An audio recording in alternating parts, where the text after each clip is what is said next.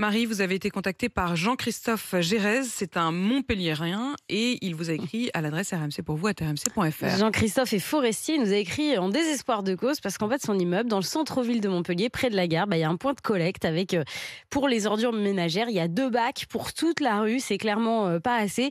Et évidemment, les bacs débordent à tel point qu'il peut à peine rentrer chez lui tellement il y a de déchets sur le trottoir, même sur la chaussée. Il nous a envoyé des photos, c'est vrai que c'est très impressionnant avec tout ce que ça entraîne évidemment, les odeurs, etc. C'est vraiment une déchetterie à ciel ouvert au pas de sa porte.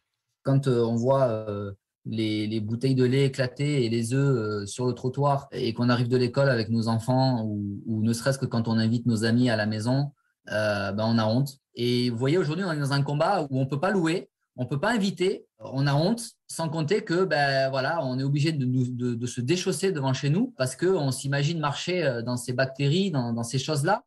Mais comment c'est possible en fait? Il n'y a pas assez de poubelles dans la rue? Alors déjà oui, c'est la première raison, il n'y a que 2 bacs de collecte pour toute la rue, il n'y a pas du tout des bacs dans chaque immeuble.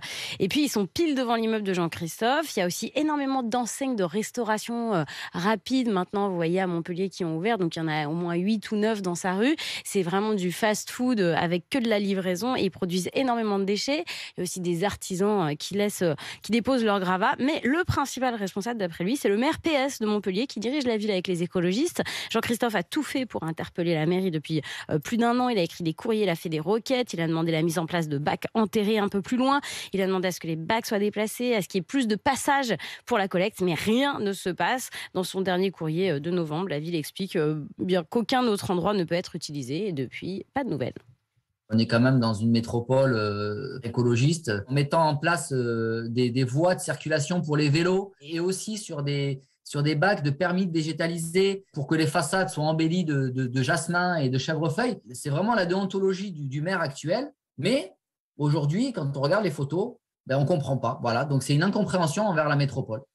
Voilà, alors avec Alexis Lallemand, on a contacté la ville de Montpellier. La mairie assure qu'un agent des services est allé sur place après nous appelle, admet qu'il y a un problème, s'engage à sanctionner fortement et rapidement les auteurs des dépôts sauvages, mais rien sur la possibilité de mettre des bacs enterrés, rien non plus sur la possibilité de faire plus de passages de collecte. On nous a dit que c'était pas possible parce que la rue était trop étroite. En même temps, s'il passe 1 fois par jour, pourquoi pas 2?